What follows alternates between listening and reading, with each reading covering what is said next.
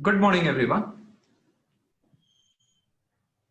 I welcome you all on behalf of Symbiosis International Deemed University, Pune, to the first leaf of the knowledge series on law and justice. It is organized by Symbiosis Law School, Noida, in association with Lex Witness, India's first magazine on legal and corporate affairs, THS, the law firm, and Sadgamaya. The resource persons at the knowledge series include judges, former and incumbent, senior advocates, managing and senior partners of law firms, and professionals from the industry who have extensive expertise in the field of law. Many of us either have studied law, have been studying law, or keep or have interest in law. But very few of us know the law, and from amongst those few may know application of the law. I see it this way. Law has been taught to me in the law school as a process which includes making of laws, breaking of laws, and reaction towards breaking of laws, to which I refer as literate approach. The society wherein I lived taught me that law is the mirror to know the civilization that exists at that time in the said place, to which I refer as realist approach. However, educated persons and not the literate ones.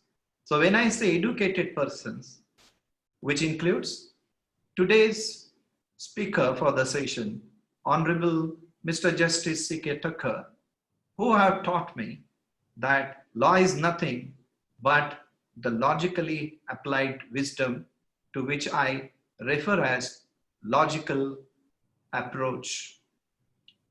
Now, I would just like to cite few Sanskrit statements. Ahuva satyam hi paramam dharmam dharmavido janah. The general population who are the knowers of dharma say that satya is the preeminent dharma. Then you come across the next, that is satyam ekapadam brahma satye dharmaha pratishtitaha. Satya is the single syllable, dharma is set up in satya. So when we talk about satya, we all who come from the profession of law are not the only torch bearers of what Satya stands at justice. And what makes justice possible is law, and there is rule of law, which makes Satya not a myth but a reality. So we have the best speaker among us to inaugurate this series in Honorable Mr. Justice C.K. Thakkar, former judge, the Supreme Court of India. I take this opportunity to introduce His Lordship.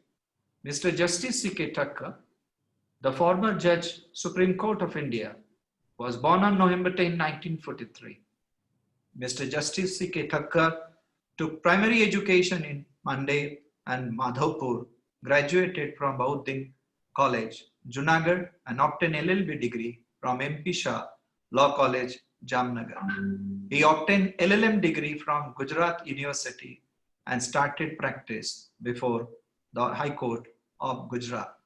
But my fond memories of Mr. Justice C.K. Thakkar start with two books, and which I have read and grown with. The first on administrative law, and the second one, which we have fondly read and have studied all those aspects on the civil procedure, and which was fondly called as the student edition. Civil procedure code is not the easy subject till date for me, but he made that course for me to learn in a better way. Without taking much time, I would request Mr. Kumar Mihir to take the session forward. Thank you. Mr. Mihir, could you please introduce yourself, please? Thank you, sir. Thank you for such a warm welcome speech. We are indeed fortunate to have Mr. Justice C.K. Thakkar amongst us to speak on this topic, that is rule of law. Before we start, and I invite Mr. Justice C.K. Thakkar to start his lecture, I just want to inform the participants about some housekeeping rules. You can pose your questions in the Q&A box that is at the bottom of your screens. And Mr. Justice, Honorable Mr. Justice C.K. Thakkar has very kindly allowed us to raise and ask these questions even during the middle of his lecture. At the end of the session, once his lecture is over, there will be a question answer session for half an hour. And we will allow at least 5 questions which can be asked live from the participants. So you can raise your hand if you want to ask a live question and be in the queue. We will try to address as many questions as possible. All of the questions we'll try to raise. Whatever you ask offline, we'll try to ask Honorable Mr. Justice Thakkar. And he has assured us that he'll be answering as many questions as possible. So without further ado, I invite Honorable Mr. Justice C.K. Thakkar to give us his lecture on this topic, rule of law. Honorable Mr. Justice Thakkar. Thank you, and good morning to all of you. First of all, I must congratulate the organizers for holding such seminars on law and justice. In fact, this is an opportunity to not only for you to study, but for us also to study. In fact, I have always believed that law is an ocean, and nobody can say that I know everything. So here, you all are students of law, and I am also a student of law. As far as the topic chosen by the organizers is concerned, it is of extreme importance so far as India is concerned. As just now it is said, rule of law must be construed or interpreted in broader sense as well as in narrow sense. Under our Dharma Shastras also, rule of law was there, and it was stated that what is dharma is law and what is adharma is illegality, something like that. Yam and niyam, they were known as yam and niyam. Yam means to do something, and niyam means you cannot do, you are prohibited or prevented from doing. And mind well, as far as broader meaning is concerned, it has nothing to do with democracy or say government for the people, by the people, of the people, etc. Even during say rulers, kings and queens or dictators, rule of law might have been there. It depends upon how the system functions. In fact, it was said that king was also supposed to be under law.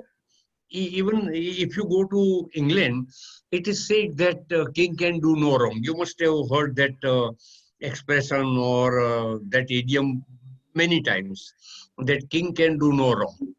But it is said that king can do no wrong, meaning thereby that he may not be responsible to private citizens in a court of law, but he is bound by God and by law, because it is the law under which he is appointed or he is declared as king. Primogeniture or some rules are there. In Greece and Rome, city-states were there, and there also this rule of law prevailed. The modern concept was, you must also be aware that it was by Dicey, that very well-known principle of rule of law. In 1885, 19th century, in his book Law Under the Constitution, he said that there is rule of law. And according to him, it had 3 meanings. First, supremacy of law, means law is supreme and law must prevail everywhere. Then equality before law. It is said that all are equals before the law, from peon to prime minister. Therefore, there must be one type of law applicable to all and one set of courts which would be administering justice to all persons similarly situated. because there is no difference at all. And third principle, he said that as far as as far as England is concerned, there is no written constitution. I think you must also be aware of this fact, many students, that it is not like that Indian constitution or American constitution or Australian constitution. There are certain basic documents, say for example, 13th century, 1215 Magna Carta is there, Bill of Rights is there, but there is no written constitution as we are having in India under that Constitution of India. He said that it was judge-made law. To tell you frankly, initially I was little disturbed with regard to that concept when I was say in LLB and as a junior advocate, because I said that written constitution is absolutely necessary, because he said that it is virtually judge-made constitution. It is court, it is a judge who interprets the relevant provisions or who interprets the law as in force without even say written arguments or written document is there. I was under since I was a student of political science, I had studied John Bodin's principle.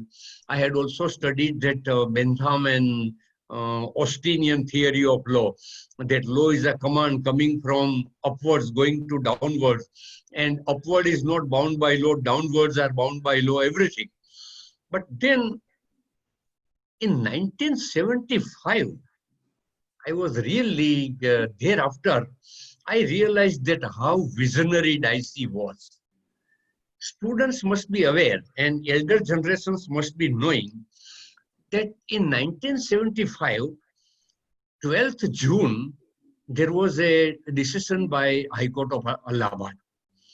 The then Prime Minister, I am not entering into the party or person, but 12th June, election of the then Prime Minister was set aside by High Court of Allahabad, stating that she had corrupted, she had say applied corrupt practice, etc.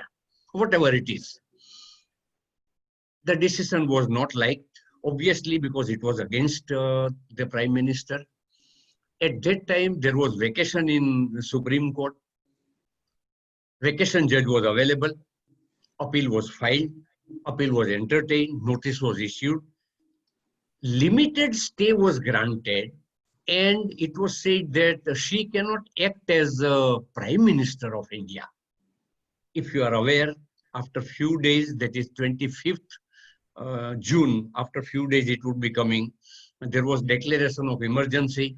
And then immediately thereafter, suspension of fundamental rights, and several persons were taken under maintenance of internal, something like preventive detention laws. Now, all those leaders had filed several petitions in different high courts. As far as I know, there were about 9 high courts in which such petitions were filed. Preliminary objection was taken on behalf of the government authorities that they are not maintainable at law, because it was said that what was contended before the court was that the orders of detention passed by the authorities were violative of Article 19 and 21. 19, you must be aware that it speaks of liberty, and 21, right to life, etc. So they are under Part 3 of the Constitution. And when Part 3 is suspended because of the declaration of emergency and declaration by the President of India, petitions, writ petitions were not maintainable. Mind well, all the high courts, all 9 high courts decided against the government as far as preliminary objection is concerned, that no, petitions are maintainable. Maybe again, we are not on merits of the matter. The high courts were also not under the merits of the matter. The high court said that petitions are maintainable, but you may be able to convince us that so far as the action which has been taken, so detaining them is perfectly justified. In that case, we will hear the matter and we will dismiss them by discharging rule. But you cannot say that they are not maintainable. Now, the matters were taken to the Supreme Court, and Attorney General said that they were not maintainable. And really, it is a sorry state of affairs that Supreme Court upheld that argument. Supreme Court said that by majority, Supreme Court said that when declaration of emergency is there and Part 3 was suspended, the petitioners have no right to approach the court. Of course, I was a lawyer. I was not a judge at that time. But I was really shocked that how, you must be aware that ADM Jabalpur versus Shivkant Shukla, the majority said that petitions were not maintainable. I realized that Dicey was wholly right.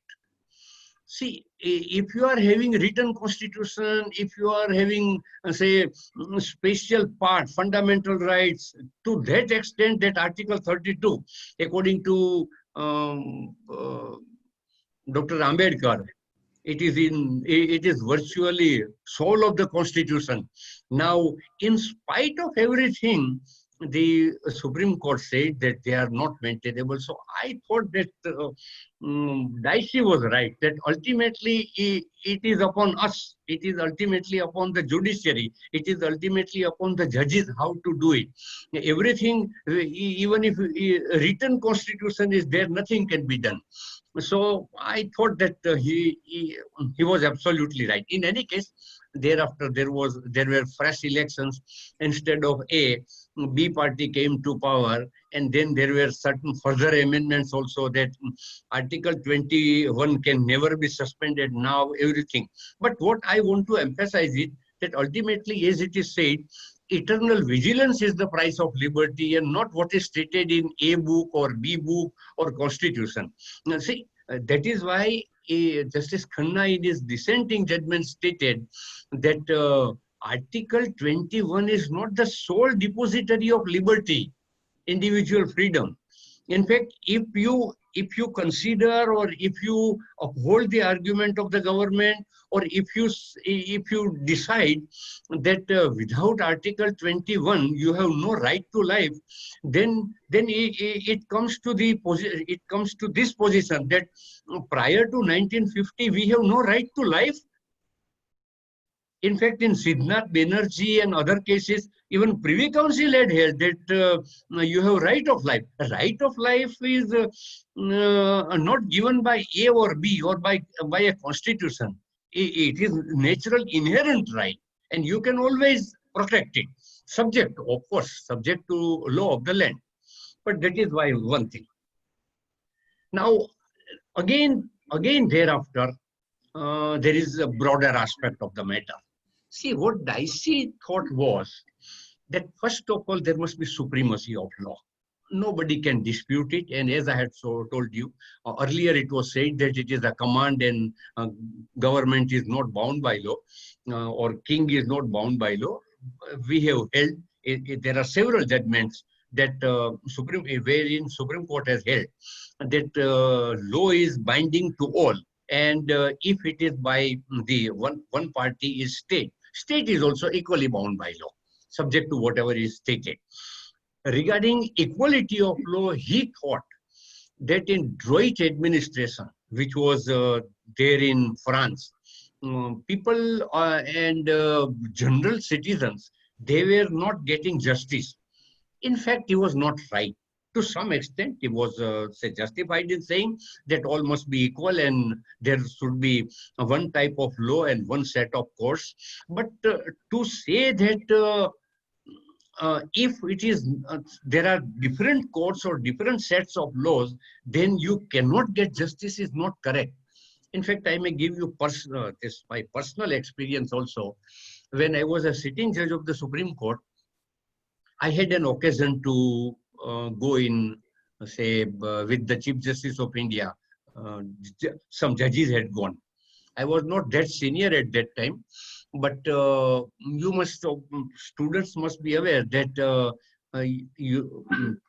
judges from United States come here and we go there. Similarly, English judges come here and we go there. There was no such system with France. So when I was in the Supreme Court, the France government had written a letter to Chief Justice of India and Government of India that we want some that type of say reciprocity, that our judges also would come to India and Indian judges also should come to France. And since it is big democracy, we first invite you, that is Supreme Court judges, few Supreme Court judges, to come to Paris. A conference was to be held. Chief Justice of then Chief Justice of India has said that we cannot say come when the courts are working. You must be aware that generally judges are very punctual, that is punctual in day-to-day functioning, is also regular functioning except during that vacation, except vacation judge or a vacation court. Otherwise, we don't go out. So it was during, I think, the Dussehra holidays that it was decided to go to France. And the subject related to administrative law. And as just now it is said, my administrative law book was also there. So Chief Justice told me that you also accompany us. And I said that it would be my pleasure also. So I had gone there. And we had studied there for about four days. And we realized that, in fact, it is not that they are not getting justice. In fact, in some cases, by directing production of some files from secretariat or from government, they used to do more justice also. Therefore, what I am saying is that diocese principles may have some fine, say, some benefits also, but it had some pitfalls also. And now, that is why it is said that rule of law cannot be construed in narrow sense.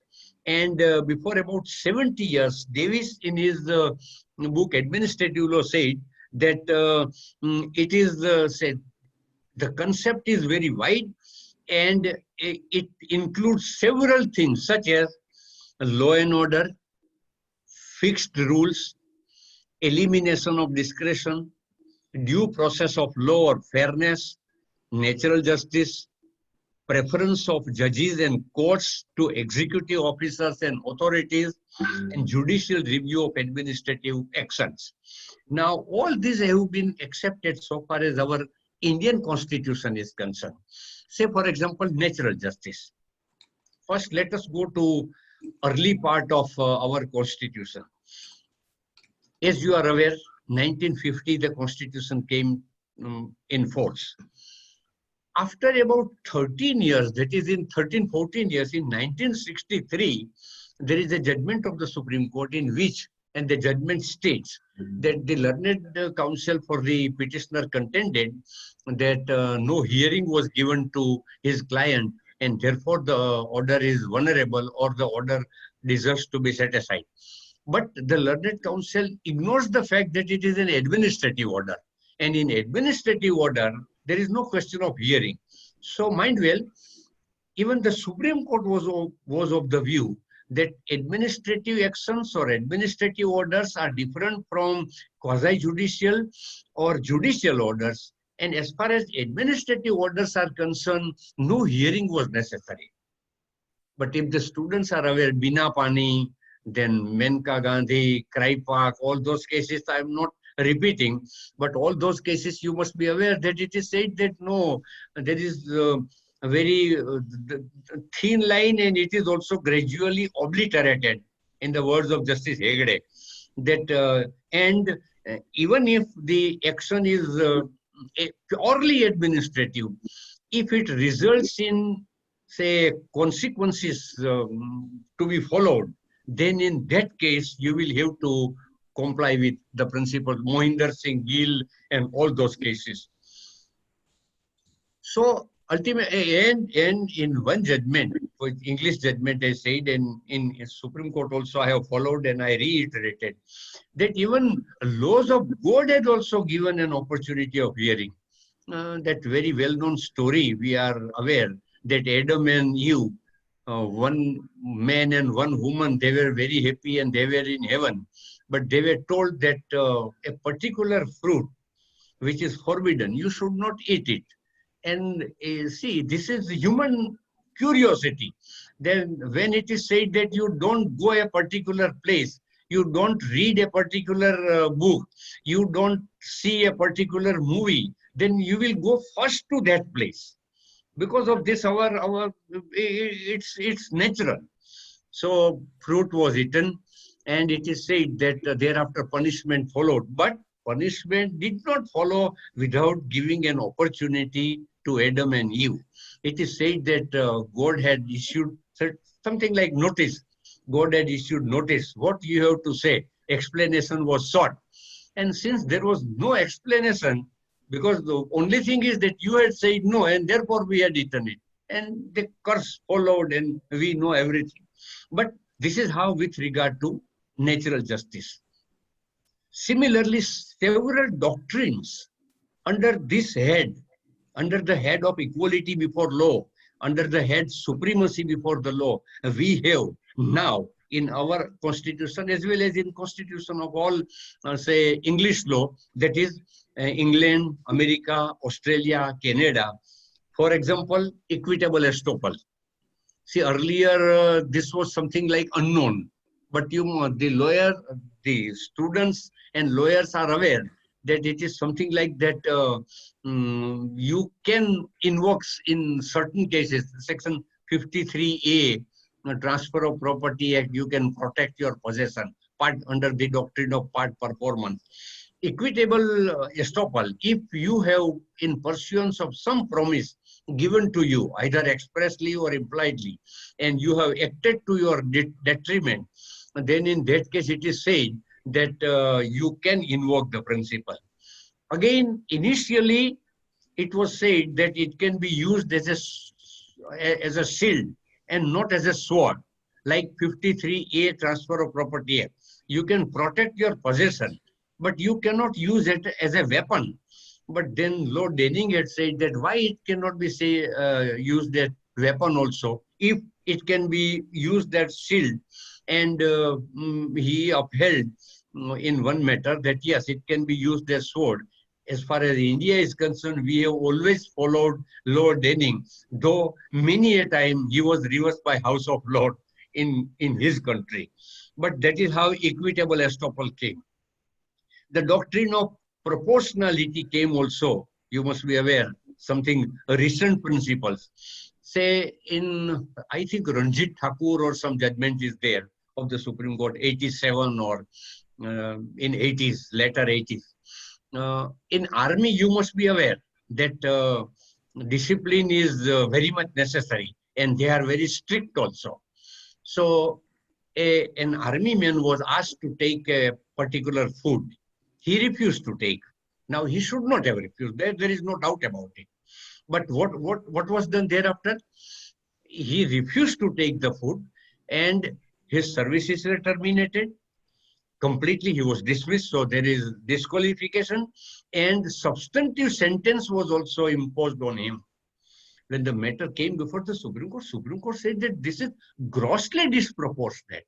Now, this principle is also virtually rule of law in that sense, wider sense, because you cannot ignore all these facts.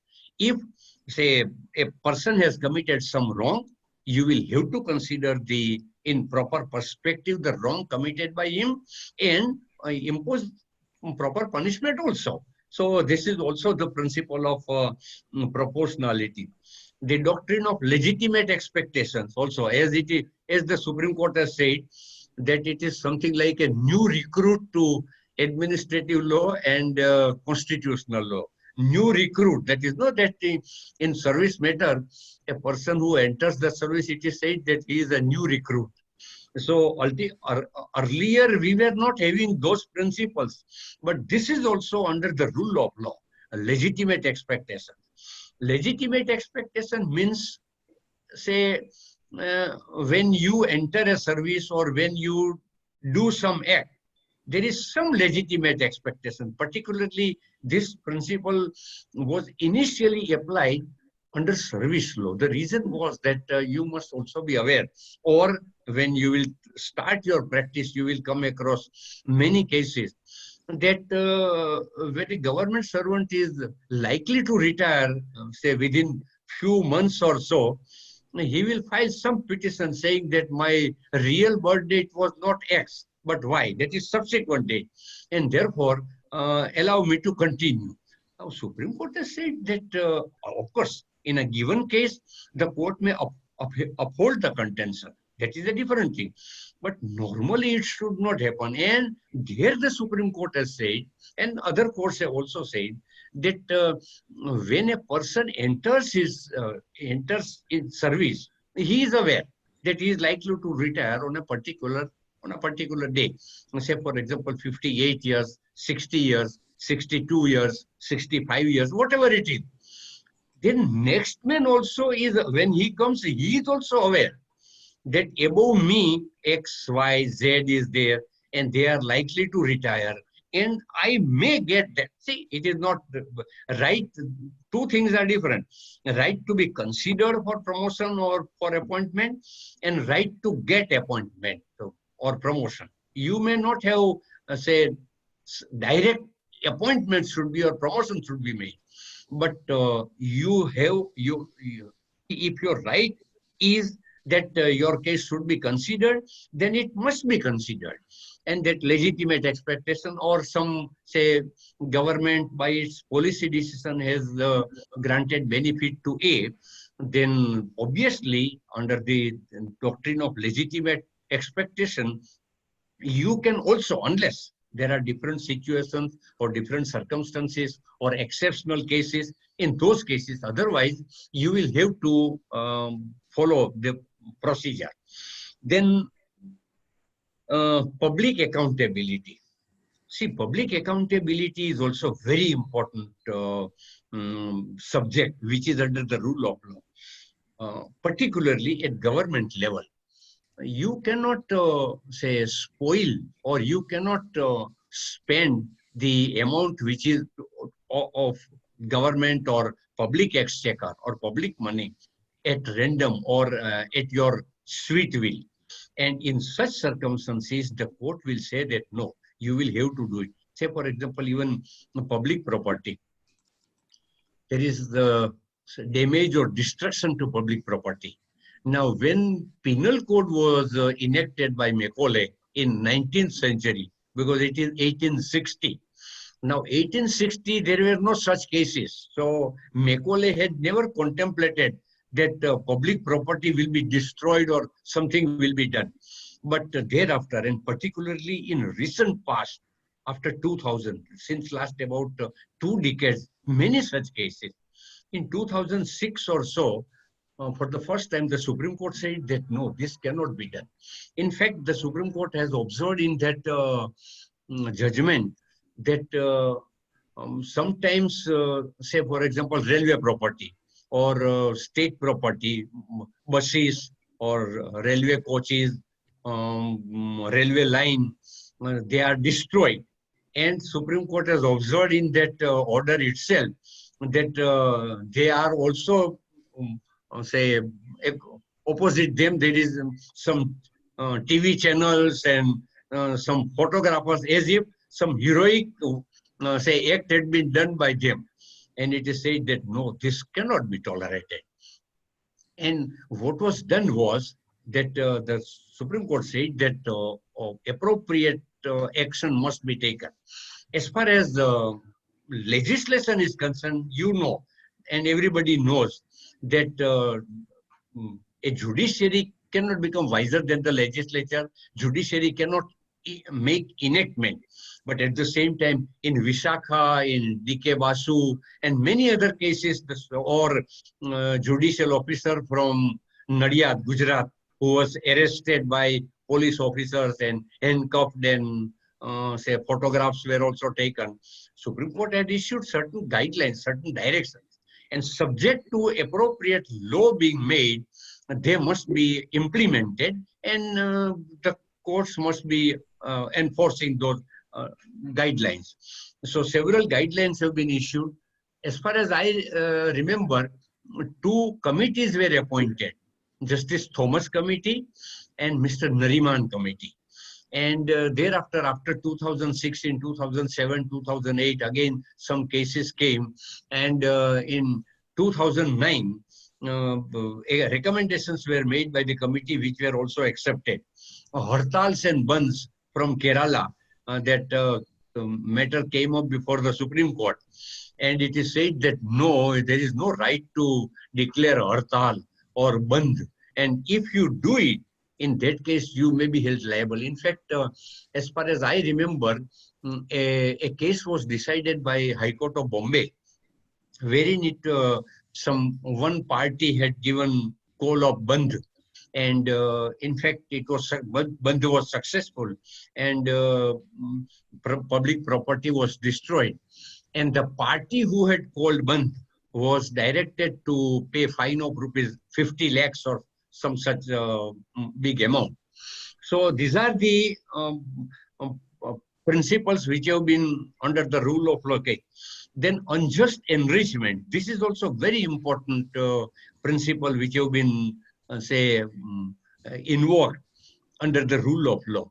See, what has happened in many cases, and you must also be aware, particularly in taxation matters or excise matters, sometimes what happens, the tax is imposed, and merchants or petitioners, they are of the view that no, this is illegal or ultra vires.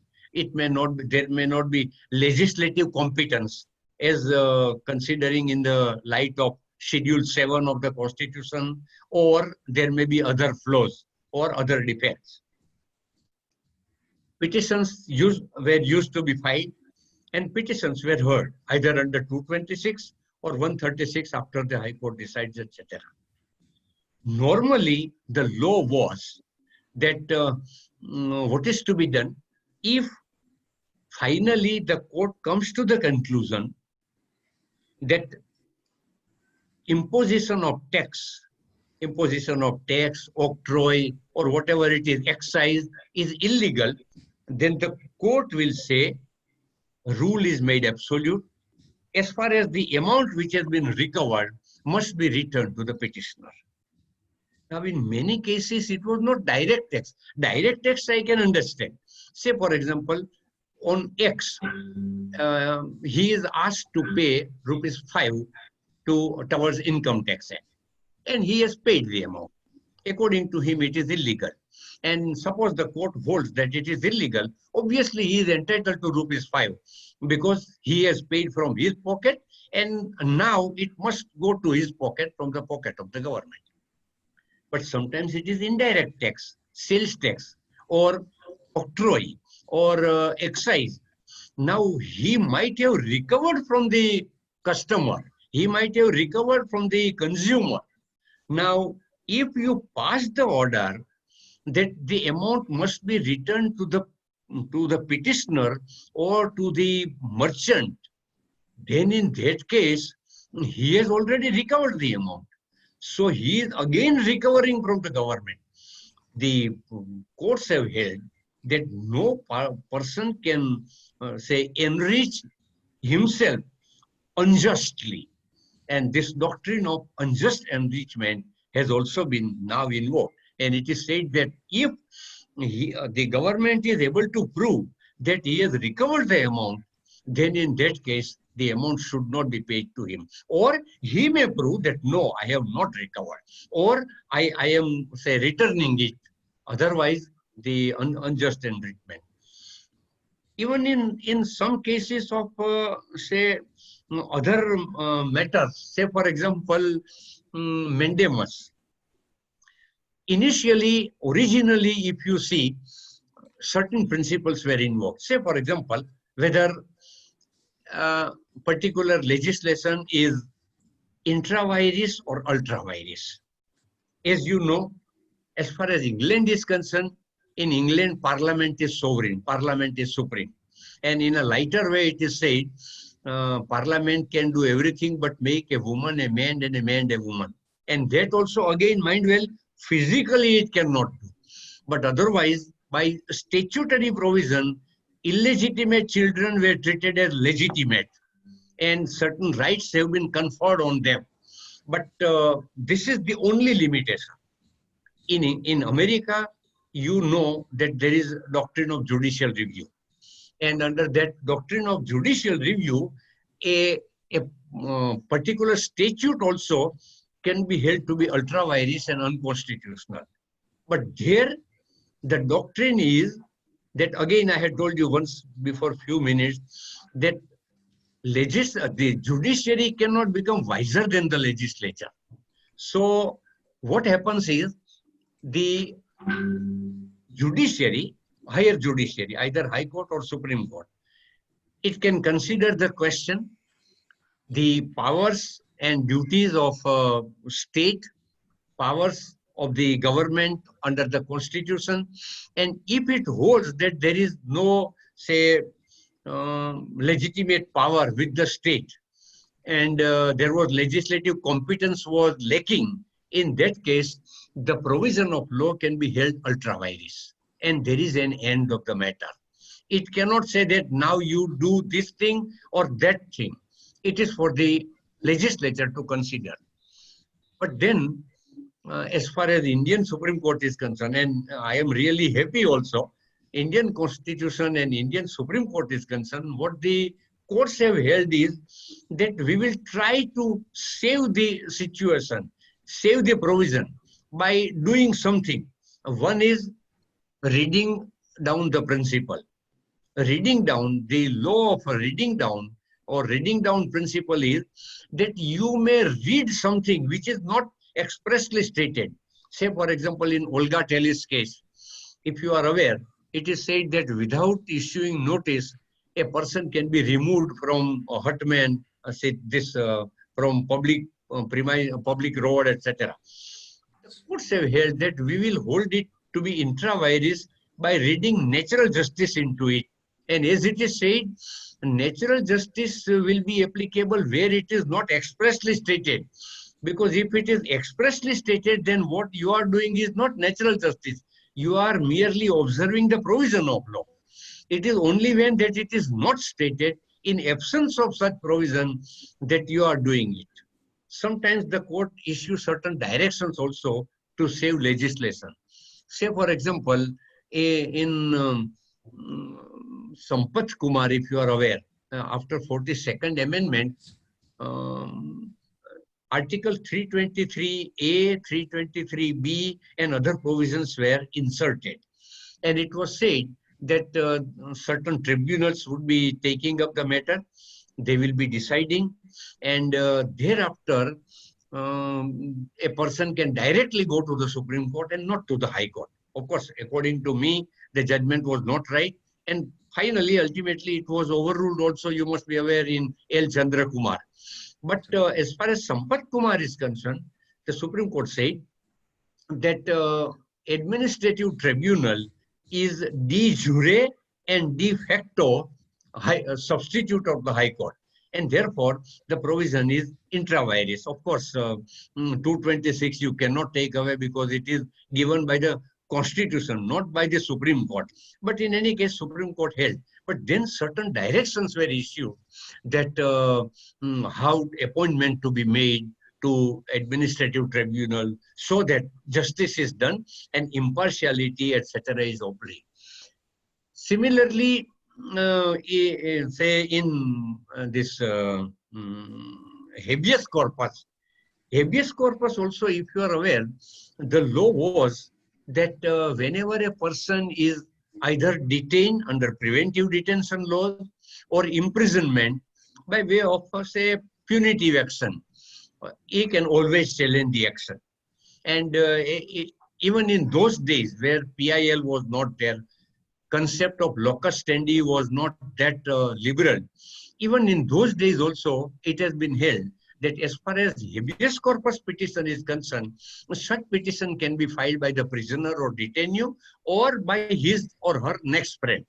Because it is always, even postcard was also considered to be proper presentation or proper petition by American courts as well as by us. Whenever such an allegation is made that I have been, or my husband, my wife, my brother has been illegally imprisoned or illegally detained, immediately rule was issued. And the authority was called upon to file affidavit and justify. Normally, courts used to grant about 2 weeks time, 10 days time. It depends upon what is the matter before the court. But after that period, that is a returnable date, the court will consider whether the detention or imprisonment is legal or illegal. If it is legal, rule will be discharged. If it is illegal, rule will be made absolute and order will be passed directing release of the prisoner or detainee. Several such matters. Now, in some of the cases, what happened was that on returnable date or before returnable date, the person is already released from jail or from custody. Even Supreme Court has also in several cases had passed the order that we had issued rule. It is made returnable today. The learned government pleader or public prosecutor says that he is already discharged or he is already released from custody, and hence the petition has become infructuous. Meaning thereby that now nothing requires to be done, because scope of habeas corpus is limited to decide correctness or otherwise of detention or imprisonment. Since he is already released, he is already out of jail, now nothing requires to be done. Now, there were abuse of power even in those cases. Say, for example, sometimes what happens that either at Gram Panchayat level or at corporation level or state level, legislative assembly, there may be thin minority or majority. And the person, chief minister, either he is required to take confidence vote, or the other side, that is the opposite party, says that there is no confidence motion. Now, sometimes the chief minister or some ministers feel that if 2 to 3 persons are here or there, then our purpose may be served. Now, what they used to do was that, all right, say, apply some laws, say, for example, this Prevention of Black Marketing Act or Maintenance of Internal Security Act or COFEPOSA, take him in custody, and tomorrow or day after tomorrow, we will be facing this test. So 3-4 days, let him remain there inside the jail, and meanwhile, our purpose will be served. And as soon as it is over, the rule may be made returnable after about 10 days or so, but within 2 days, the function would be over, and immediately thereafter, the person will be discharged. Such matters came up before the Bhim Singh and all cases. You must be either aware also, or you will be aware in future. Such cases had come before the Supreme Court. And Supreme Court said that, yes, we are under the rule of law. One. Second, this writ petition itself is public law remedy. There is a difference between public law remedy and private law remedy. It is not that I want something which I have, say, given on rent, my say property, or specific performance of contract. This is public law remedy. And if such person has come before us, and if we are convinced that the action of the government was wrong, not only wrong, but mala fide, and with, say, culpable exercise of power, then in such circumstances, it is not only our right, but our duty also to do justice.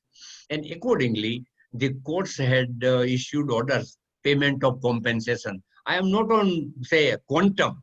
It may be, say, 100 rupees, but then the authority must realize that what we had done was wrong, and the courts have said that no, this cannot be tolerated. Now, I am reminded of a personal incident.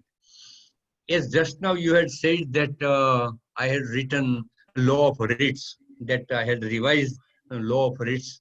It was prepared in 2 volumes. I wanted it to dedicate to Lord Denning. But Lord Denning's, I was comparatively not that senior judge also.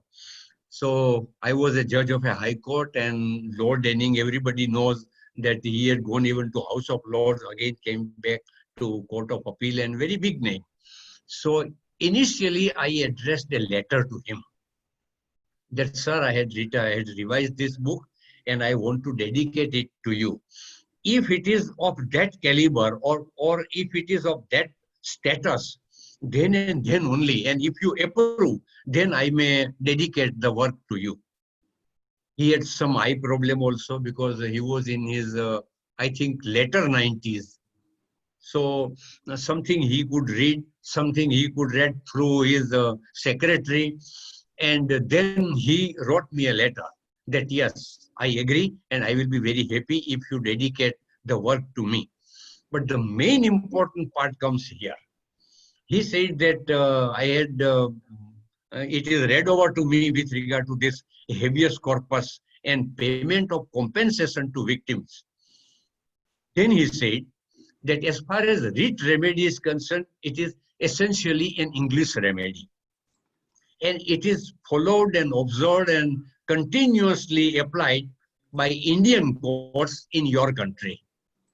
This is your contribution, that is payment of compensation or damages, etc. And let us hope that our English courts may also follow it. And as Indian, I was very happy about it. But this is how the rule of law has, say, traveled.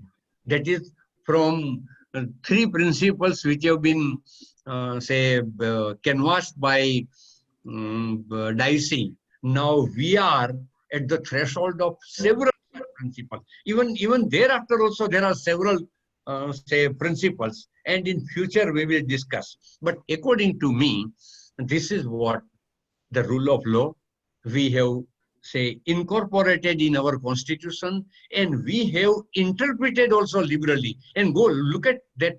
If you go to Anwar Ali Sarkar's judgment, I think it is in 1952 Supreme Court. And in 1952, Supreme Court has said within 2 years in Anwar Ali Sarkar that if the action is arbitrary, then it is violative of Article 14. Otherwise, Article 14 speaks of only, battery is running low.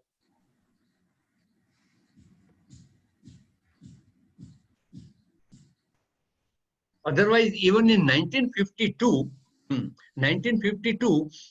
we are aware that as far as Article 14 is concerned, it speaks of equality only.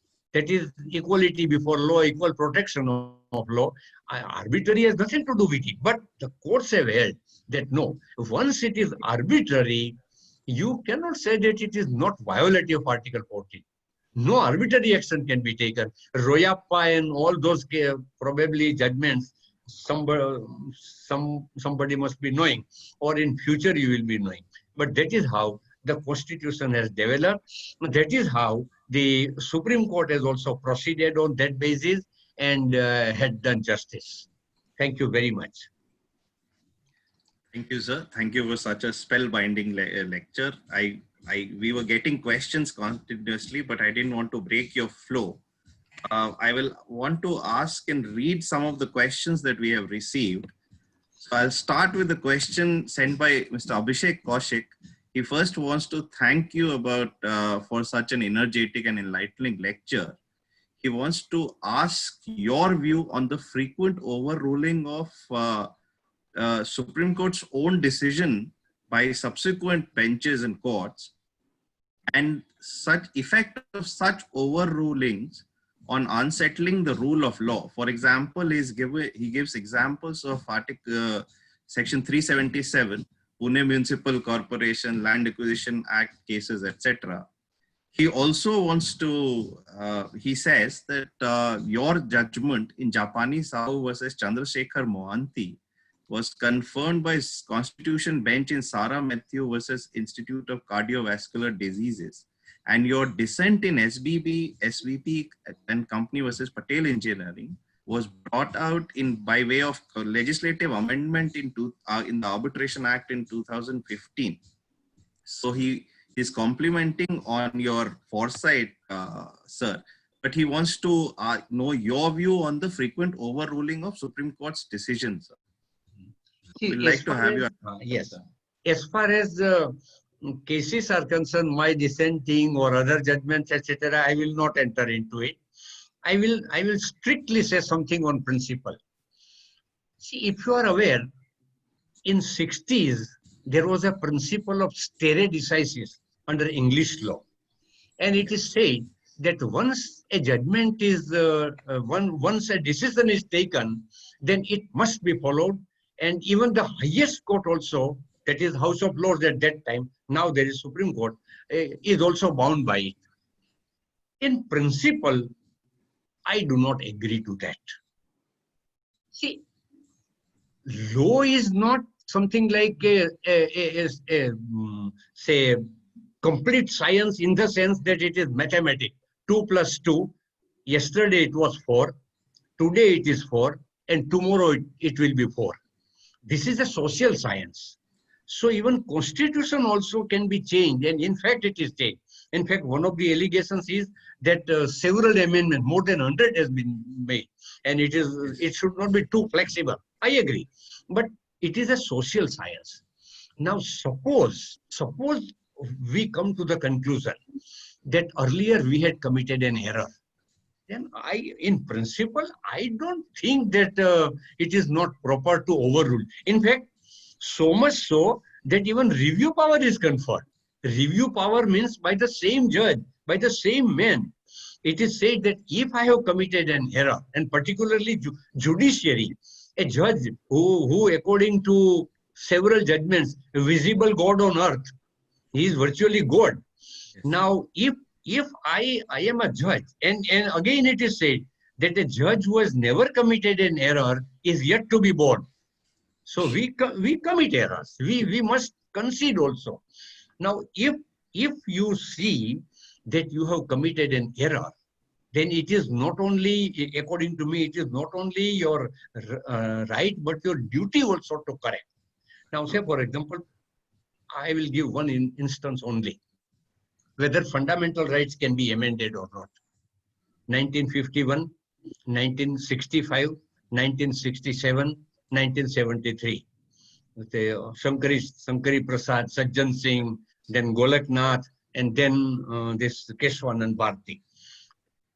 First, unanimously it is decided that fundamental rights can be amended. All five judges said can be amended. Then it was said that no, it requires reconsideration. All right, 65 Supreme Court, 5 plus 2, 5 and 2 minority, that fundamental rights cannot be amended. 67 Golak Nath, you must be aware, very well-known judgment. Majority said fundamental rights cannot be amended. But then what will happen? Because see, as far as law is concerned, unless that is statutory law, unless retrospective effect is given, it is always prospective. As far as judicial decision is concerned, it is always retrospective, because it is said that no, not that today we are saying, but we were wrong and therefore it will apply from the day one. That is why that prospective overruling, you must be aware that American principle, not Indian principle or English principle, prospective overruling principle was applied. And it is said that all those cases which have been decided will remain as they are. Keshwanand Bharti, basic structure came, this Golak Nath overruled, again prospective. In principle, according to me, our Supreme Court is right. And now there is no stare decisis even in England. So according to me, on basic principle, the principle is good and it can be overruled. And if it is overruled, it is in the larger interest. Again, I am saying that even the last decision may be wrong. That is a different thing. But on principle, I approve it, that it's good. Thank you, sir. Thank you for explaining that to us. Mr. Purvish Malkhan wants to ask you your opinion on the increasing tribunalization when all judgments or orders are being challenged before High Court and Supreme Court. So for almost all sectors and fields of commerce and otherwise, we are seeing that a large number of tribunals are being constituted, sir. So in your view, do you think that this is a experiment? Yes, this also I will say on principle. See, I have always felt and I always believe that judiciary is a judiciary.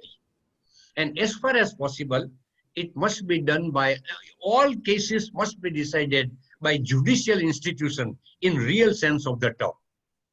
But at the same time, we cannot ignore the fact that there are several litigations, several cases, there is awareness of right. There are several actions which are, say, illegal, sometimes mala fide, sometimes even personally motivated.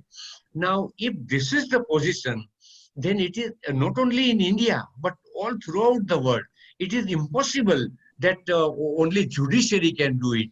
In fact, in that Donoghmore committee, I think it is in 1929 in England, and 1931 report was submitted. Even England, which is virtually, it can be said that a traditional say country, and they have said that no, there should not be tribunalization. But then they have said that the administrative law has come to stay, and now you will have to find out some way. So tribunalization cannot be totally ignored and cannot be, say, destroyed. It is out of question.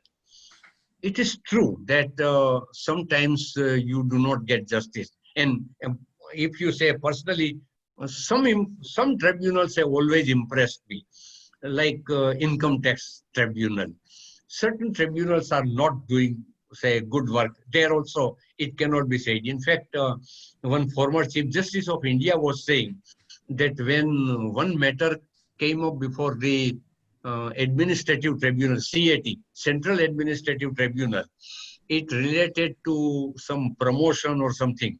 And Jaisinghani's case, very well-known case of on service law, 1967 Supreme Court, was cited before the president of the tribunal. And the tribunal had said, which is really a very sorry state of affairs, he said that you are citing judgment of 1967 Supreme Court.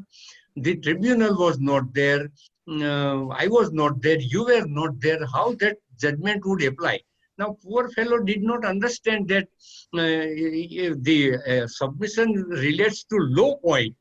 It has nothing to do with the time. But who has put the question, Mr. Malkhan, he is right, that certain tribunals are not doing, performing their duties properly. But this is, again, mind well, this is individual wrong, or say default, or say certain persons are not doing proper work. But for that, you cannot totally ignore or eliminate tribunalization, which is absolutely necessary and essential also. Sir, you have appeared in the judgment of Maganbhai Ishwarbhai versus Union of India as a government pleader, a matter which related to power of government of India to give its territory in run of Kutch to Pakistan after 65 war. So some of the participants want to know your experience in that matter. No, I may make it one thing clear. I had not appeared. In fact, I was a very junior lawyer. I had made reference to this case in connection with PIL. See, what was said earlier in one lecture, it is said that locus standi concept was liberalized, and thereafter PIL has also, PIL came. I said that no, even before PIL and before locus standi concept, which was liberalized, a petition was filed by a lawyer of Gujarat High Court. Ishwarbhai, Maganbhai, M.I. Patel or I.M. Patel, M.I. Patel. And he said that I am resident of Gujarat. He was practicing in High Court, obviously Ahmedabad. So I am residing in Gujarat. And there was some treaty between Pakistan government and Indian government, under which some part of Rann, it is known as Rann, not desert, some part of Rann of Kutch was given to Pakistan, and therefore I am aggrieved because I am here, and the court held that he has locus standi. Only thing is, the court said that, say, describing the principles of public international law, Stark and Oppenheim, and you must be aware of very well-known treatise on public international law. He said that there are certain fields in which domestic courts, that is, national courts, have no jurisdiction, and they included war, treaty, neutrality, all those principles. Now, if two sovereign states enter into a treaty under which a part is given or part is taken, then domestic court, that is Gujarat High Court, or other courts have no jurisdiction. That was, therefore, the petition was dismissed.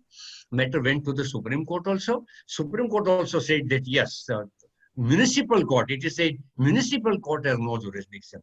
But I was not a lawyer. In fact, I was a very junior. 1 or 2 years had passed. But it is really an important case. Yes.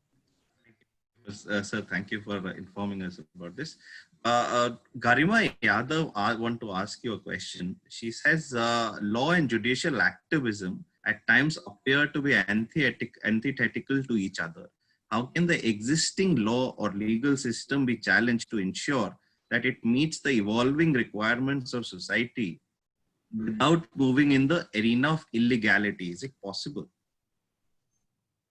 Now, judicial activism, in fact, this also I will consider strictly on principle. See, it is said that sometimes judicial activism is necessary. But at the same time, judicial activism must have its limitations also. In fact, in England, in America, where judicial review is also there, one principle is very well settled. And it is that power of judicial review is always there. In England, as I had told you, no power in that sense, judicial review, power of judicial review. In America, it is there. We have followed it. But at the same time, particularly the students, must be aware that that is why we have said that not due process of law, because the phrase is so ambiguous that it may create problems. The second principle, which is therefore we have said established by law, etc.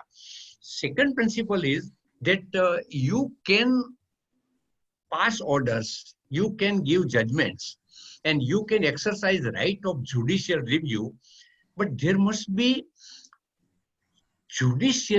measurable judicial standards. Because sometimes you feel that yes, something is necessary, but you can't do it. Say, for example, one high court has passed some order that corruption should be removed. Matter went to the Supreme Court. Supreme Court said that, what is it? Corruption should be removed. True. But then what you can do? There must be measurable standards. You say, when order is passed and it is not implemented, then in that case, you can take appropriate action by execution and even by, say, contempt of court. But if the order is so vague, or your action or your reach is so vague, then in that case, it may not be possible. So one thing is there, that judicial activism is necessary, and judicial activism has really done some good things also. But court must also be conscious of the fact that we are not that exercising power, say, without any prohibition or without any say fixed principles. So if keeping in mind some orders are passed, then it is always good, and you will have to exercise within your limits. Sir, Dr. Meenakshi Kaul, do you believe that justice delayed is denied, seeing the delay in delivery of judgments? Yes. In fact, it cannot be denied also. It is a very well saying also that justice delayed is justice denied. but at the same time, you will have to also to consider the position of our judiciary and even tribunal level. See, there are many cases. Sometimes injustice has been done to the party. They come. Now look at the filing before all courts and tribunals. In fact, when I was in the Supreme Court, I distinctly recollect that at every Monday, there were about 50 matters. And Friday, about 40 matters or so. Now it is very difficult to read all these matters. And not that I am saying that I was reading all papers thoroughly, but hurriedly, it is really the practice of the Supreme Court earlier as well as now that judges used to see papers. So hurriedly they, of course, because of their experience and everything, immediately, as soon as they go to High Court judgment, etc., immediately they come to know that this is the controversy. But if so many cases are coming before the court, and then you say that delay has been caused, obviously, and nobody can be blamed for it. One thing is that earlier, the Supreme Court was to some extent strict in entertaining petitions. In fact, when I prepare civil procedure for lawyers, it is in 6 volumes. I had gone to this Law Commission's report prepared by first Attorney General from Bombay, who have said that 2 Chief Justices, he has not named them, but 2 Chief Justices have said that leave had been granted in criminal case. Now, leave had been granted by the Supreme Court, which was also considered to be to some extent objectionable. Now, look at the position. Bail matters, anticipatory bail matters, quashing matters, 482 and all those cases. Even in some cases, the matter is adjourned after long time. The parties go to the Supreme Court. And sometimes Supreme Court entertains even such matters also. So according to me, cases are more and therefore there is difficulty. Secondly, judges also must apply its mind and must consider, particularly at the Supreme Court level, that this is a constitutional court. See, that virtually it has lost its entity as far as constitutional court is concerned because of civil and criminal matters. So court judges also must understand that we have much more to do in the larger interest of constitution, in the larger interest of democracy and people. Then there won't be much difficulty. Sir, a colleague of mine at the... Yes. No, I cannot hear you. Sir, am I audible? Yeah. Yes, so, Mr. now audible.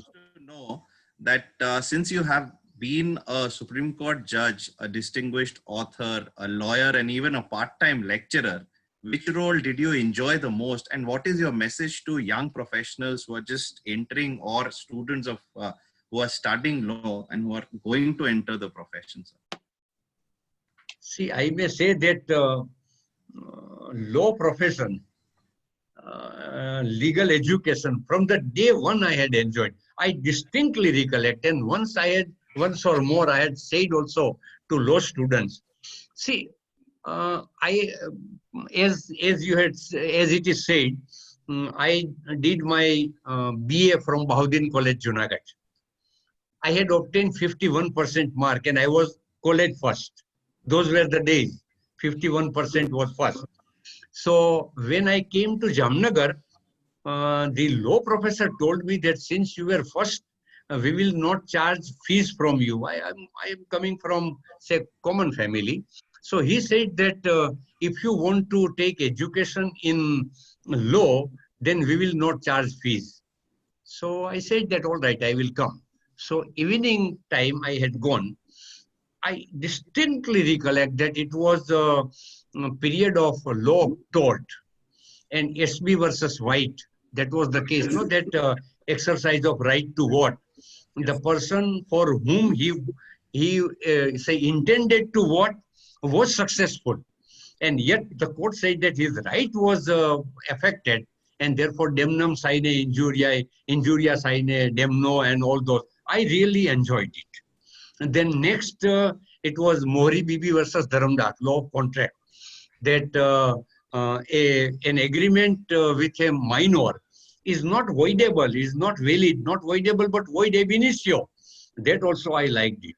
And as I had told you, I was a student of political science. So John Bodin and all those principles of sovereignty I had studied. And Constitution, day one, it was said, we the people of India. And I really enjoyed it. So from the day one, I enjoyed it. Then I did my LLB. And then part-time lecturer also. I was, I may also say that it is my impression that according to me, I was considered to be a good professor. I also enjoyed as lawyer. I also enjoyed as a judge. And as many as 4 courts I had I had gone. Gujarat High Court, I was appointed as a judge. Then Himachal, I was Chief Justice. Bombay, I was Chief Justice. And then Supreme Court. So according to me, I had enjoyed at all levels. And so finding the joy in the work is the key to success, according to you, sir. Thank you for this great message. Mr. Mihir, Yes. there are a few people who would like to ask live questions.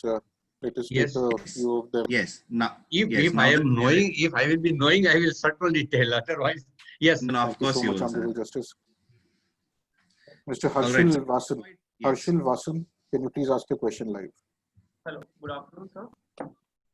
Yes. Sir, I really loved your session, sir, how you could connect and answer all the questions with respect to first principles. I loved how you connected With them respect to? first principles of law, sir. Sir, my question is, sir, that we see in today's court, both in judgments and even in litigation, that first principles are not much litigated upon. So, like rule of law, judicial separation of powers are something which are not litigated upon, and we don't even see those application in the court. If you look at the jurisprudence and how the court judgments in the period of 1950s to 2000s, you see that a lot of first principles were litigated upon. Sri Lali Palkhiwala is also known for his very good hold upon first principles. So my question is that how do we solve this problem? Because if we have an elaborate constitution, it automatically happens that first principles of law takes a back seat. So how do we solve this question of both mediating between first principles of law and using provisions of the constitution? I will tell you that as far as this separation of powers, rule of law, etc., you will maybe that you may find such expressions in some judgments or in some laws, but it may not be necessary. You will have to look at the entire constitution or entire legal system in it. In several judgments, it is provisions of the constitution have been taken note of, and it is said that, say for example, with regard to separation of powers, you will come across in many judgments in which it is said that there is separation of powers so far as Indian constitution is concerned, namely that the independent judiciary is there, legislature is different, this executive is different, but at the same time it is not like that American constitution. So you will come across those cases. Similarly, rule of law also is not that anywhere it is stated that it is governed by rule of law, but fundamental rights are given, part 3, part 4, directive principles are also stated. You will have to harmonize them. You will have to say, for example, I may also tell you that in the beginning years of the constitution, it is said that part 3, fundamental rights, part 4, directive principles, part 3, enforceable, part 4, not enforceable. And if there is inconsistency between the two, part 3 will prevail. And then after 60s and 70s, it is said that no, you ultimately, if there is strictly inconsistency, you will have to give priority to part 3. But then it was stated that, as it is said in interpretation of statute, that with the same pen and ink, you must have come across this expression. So Yes. when constitution makers have written constitution, part 3 is not with different ink. Part 3 is written and then part 4 is written with the same pen and ink.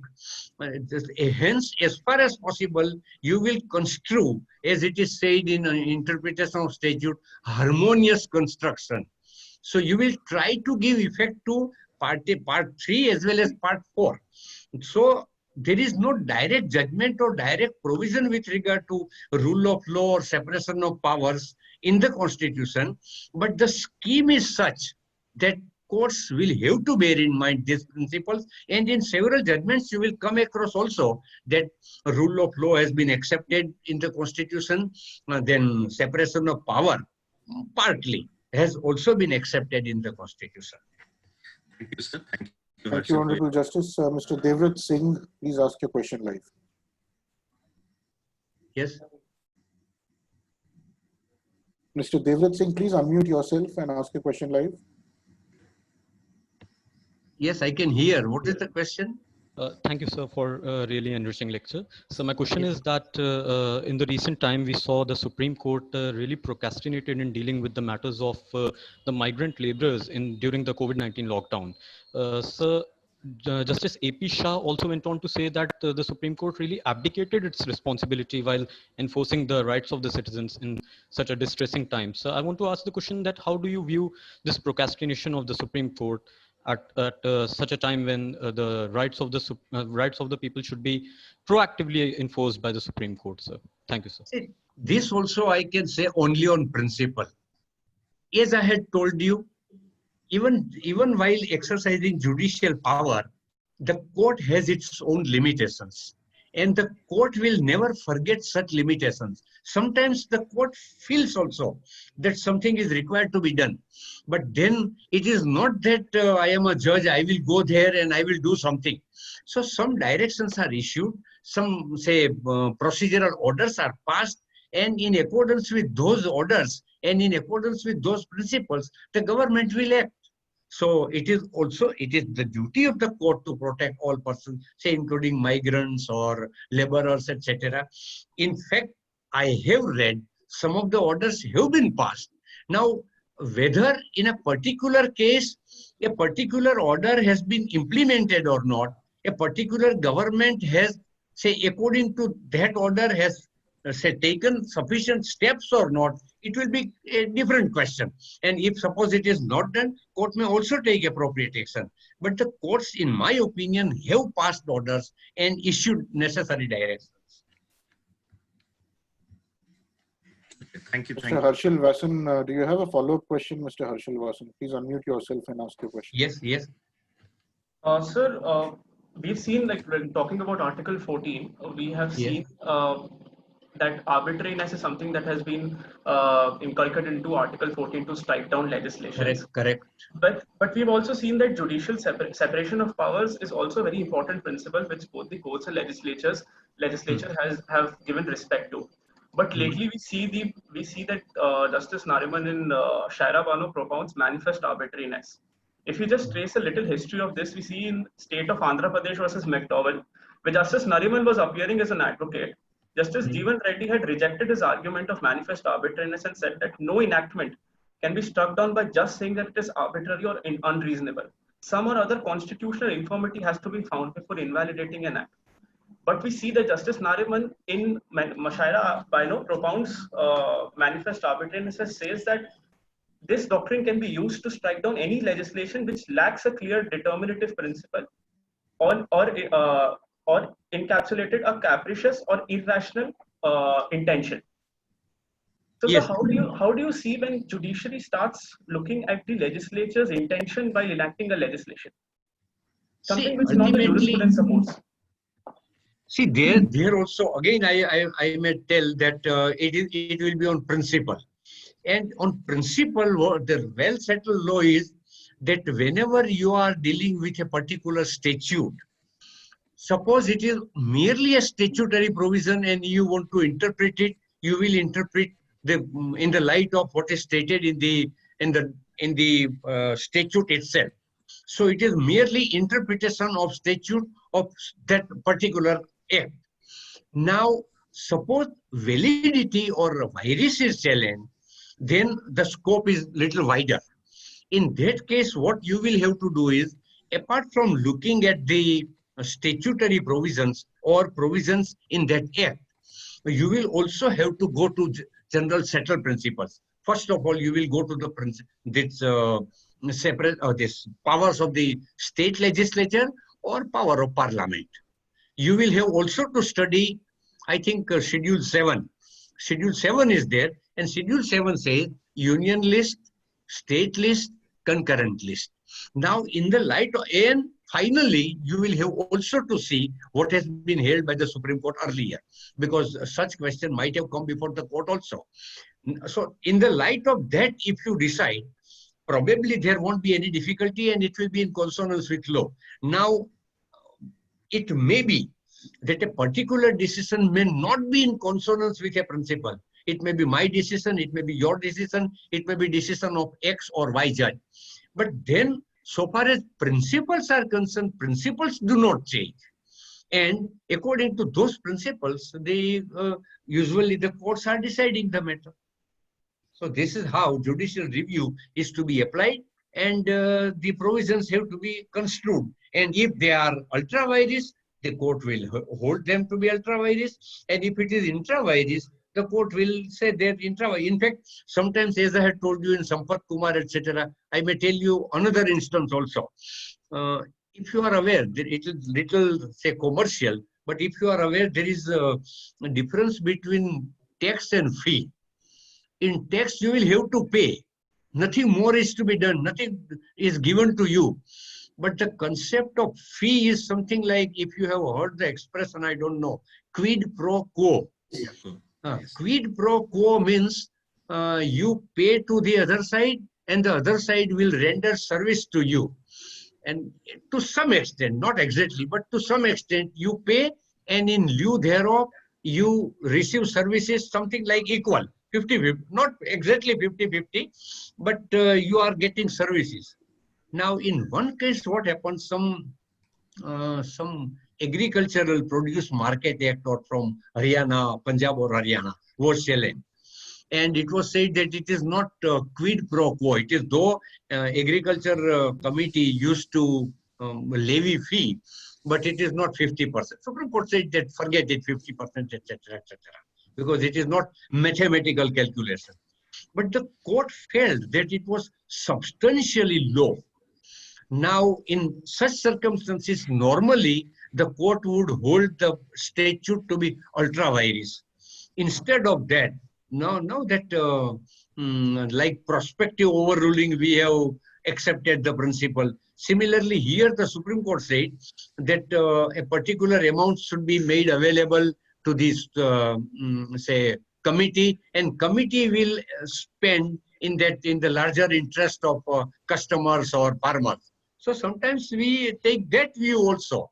But ultimately, on principle, you will have to apply your mind. You will have to keep in mind provisions of the Constitution, and you will have to interpret constitutional provisions in the light of statute before you and come to a one or other conclusion. That conclusion may be vulnerable, but then it will not affect the principle which has been well settled. Thank you, sir. It seems we are running out of time. I'll take one last question asked by Mr. Satya. Mr. Mihir, sorry to interrupt. I've been receiving requests from attendees. Professor Ravandale and Honorable Justice, with your due permission, may I please extend the duration of the webinar by 15 minutes so that we can address to the questions and conclude as well? I have no problem. Yes, we can. Thank you so much, Honorable Justice. Madhukar Sharma, please ask your question live. Good afternoon, sir. Yes. So my question is, should we let the delivery of justice at disposal of subjectivity of the judges? Because what happens that in any given matter, evidences, facts, circumstances all remain same. But when the matter goes to the Court of Appeal, it is altogether changed. Conviction is converted into acquittal. Sentencing is altogether changed from life imprisonment to death sentence or death to life imprisonment.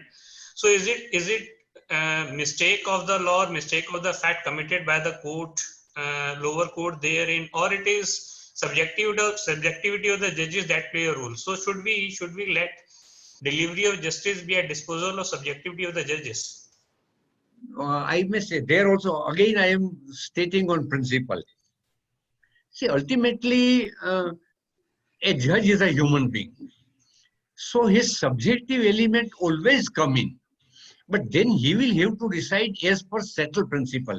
I may give instance, you will immediately realize that, yes, it is true. Say, for example, it is said that you must be aware that settled principle of law is that when a court has jurisdiction, it has jurisdiction to decide rightly as well as wrongly. Now, Lord Denning has also said yes, but in one book he has said that this is something a layman may not be able to understand it. Because the reason is that when a jurisdiction is conferred, he has to decide rightly. He cannot decide wrongly. Therefore, ultimately, principles, well-settled principles will have to be kept in mind. Now, I will give you one instance. Suppose res judicata. The point is directly concluded by previous judgment. Now, in some judgments, it has been said that res judicata is a question of law and not question of jurisdiction. So suppose on res judicata, a court has committed an error, then it does not touch jurisdiction. It is not jurisdictional error. It is error within jurisdiction, and therefore it cannot be interfered with. Now, can it not be argued that when it is res judicata, the court has no jurisdiction at all? Because in that case, the court is, say, without jurisdiction. Similarly, in one case, Privy Council has said that notice in execution proceedings, because constitution was not there, so it was under civil procedure court. So notice was issued to the judgment debtor. And notice was issued instead of A, notice was issued to B. And then I think he was dispossessed, A was dispossessed, etc. Privy Council said that notice was required to be issued, notice was issued. True it is that it was not issued to A but to B. But then there is an error in procedure and therefore the judgment cannot be said to be vulnerable.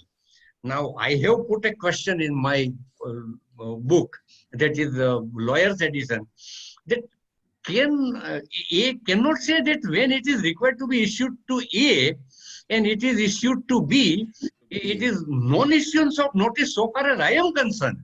And if it is, there is no notice at all, then it is without jurisdiction. So some question in Ennis Minnick, very leading judgment of the English court, it is said that question of jurisdiction has become, say, value judgment. If you have come across this expression, value judgment. So judge also plays its role. His role, there is no doubt about it. Yes. Mr. Akshay, do we have any further? Thank you, Your Lordship. Devrat Singh, you have a follow-up question. Please unmute yourself and ask a question.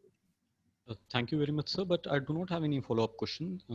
Please lower your hand, please. Thank you so much, Mr. Devrat. Okay, sorry, sir.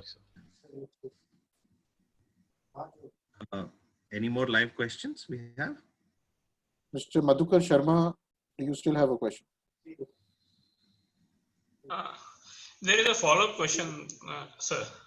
Yeah. Yes. So we have statistical data wherein we could see that in around 70% of the cases wherein the High Court, even the High Court had pronounced capital punishment or death sentence. And when the matter reaches to the Supreme Court had converted the capital punishment into the life imprisonment. Yes. So what about those cases, those individuals or those death row convicts who couldn't reach to the Supreme Court either because of the distance or because of the non-availability of the resources? So are we actually delivering the justice in light of this fact when there is a greater possibility of getting my death sentence getting converted into the life imprisonment if I am able to approach to the Supreme Court? Thank You you. are Sir. right, Mr. But at the same time, there are certain well-settled principles, judicially well-settled.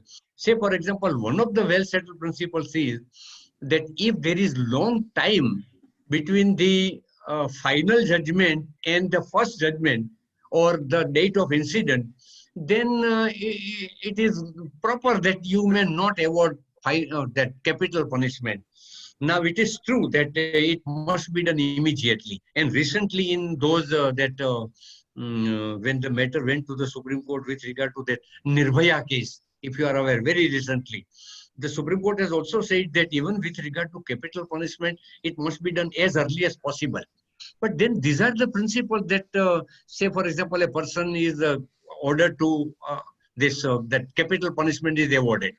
Now, once capital punishment is awarded, you know that it is subject to approval, even if he doesn't file appeal.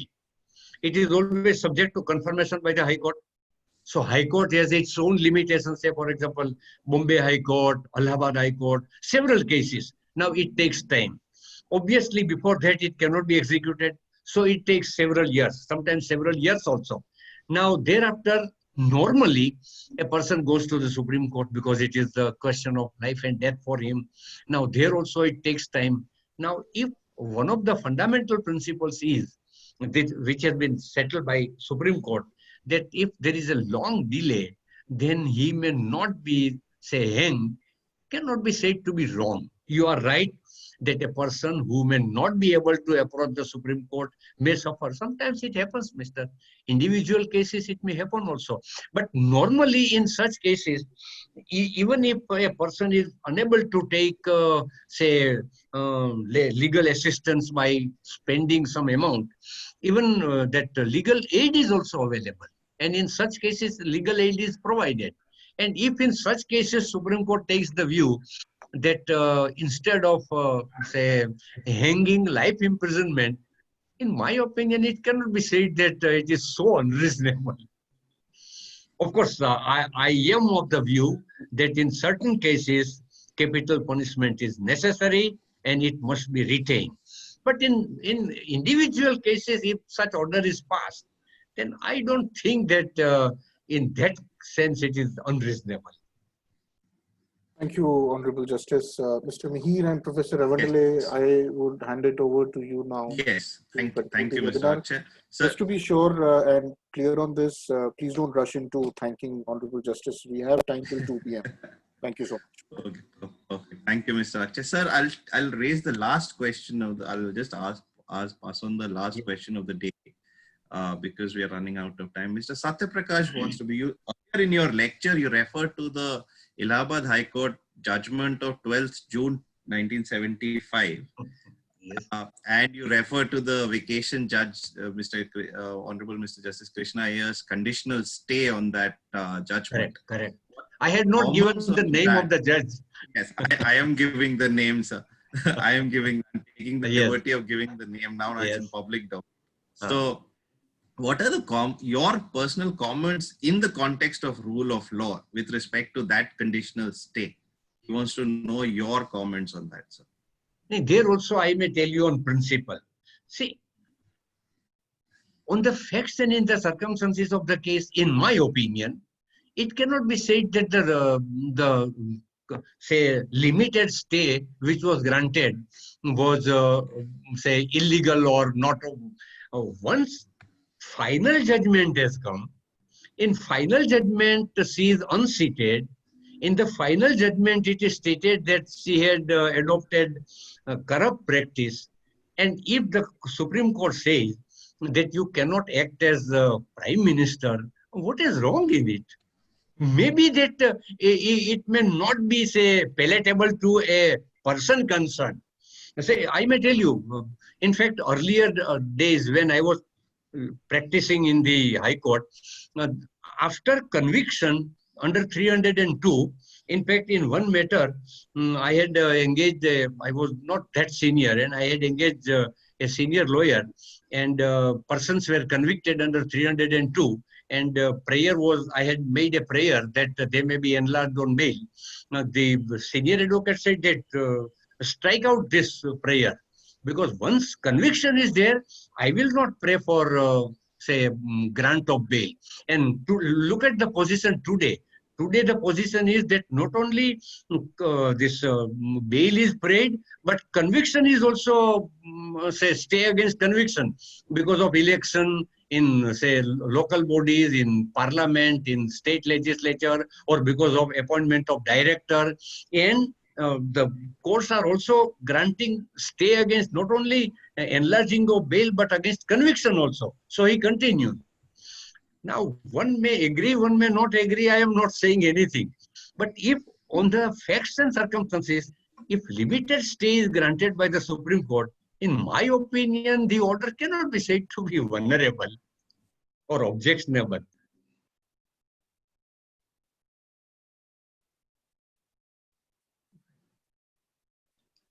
Mr. Mir?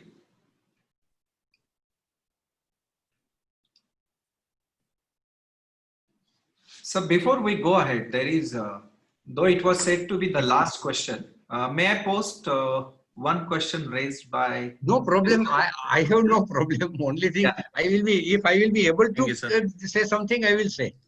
It is by Mr. Kaustubh Srivastava. He Mhm. says, what about in cases where there is conflict between the rule of law and spirit of law? See, this question had come, I think, in 51 itself, 1951. 1951, I think the judgment of Justice Kania, Senior Kania, it is said spirit of constitution. And his lordship is said that the phrase is slippery, in the sense that if you say spirit of constitution, then it is not in black and white. It is something which you think that it is the spirit of the constitution. Now, it may be that A may feel that a particular principle or particular doctrine is considered to be spirit of the constitution. Other person may not believe it. That is why it is said, even with regard to basic structure.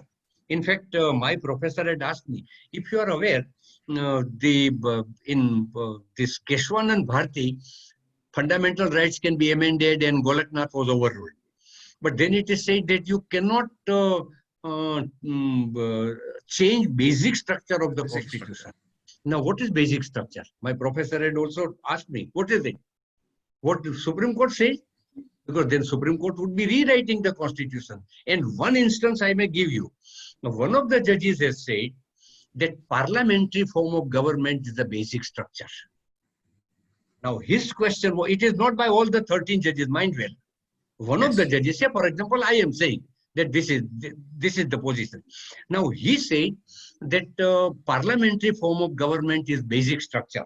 So his question was that suppose it will not happen, but hypothetical, suppose all 550 parliamentarians, they say that instead of parliamentary form of government, let us have presidential form of government, like England, like America. And in fact, at one point of time, maybe this new generation may not be aware, but otherwise you must be aware that there was Swatantra Party, Rajgopalachari, Rajaji, and then Minu Masani was there, if you have heard his name. And then Palkhiwala, you must have heard his name, no doubt about it. Now, they were of the opinion that instead of parliamentary form of government, there should be presidential form of government. Now, suppose all 550 parliamentarians say unanimously that instead of parliamentary form of government, let us have presidential form of government. Your Supreme, he asked me, your Supreme Court will quash it, no? Your Supreme Court will say, no, it is ultra vires. And under what head? Basic structure. Where you have found basic structure? Nowhere. It is from your mind. So ultimately, these are the questions which have to be considered by us. And that is why it is said that whenever you make some observation, mind well, you are the Supreme Court. And that is why you must be aware that normally when we were in high courts, we used to dictate judgments in open courts. They are known as oral judgment. In Supreme Court, normally it is not done. Why? Not that they have forgotten. In High Court, they were passing the orders and delivering judgment immediately by calling stenographer. In Supreme Court, they have forgotten. No. because they know that one sentence here or there may create havoc.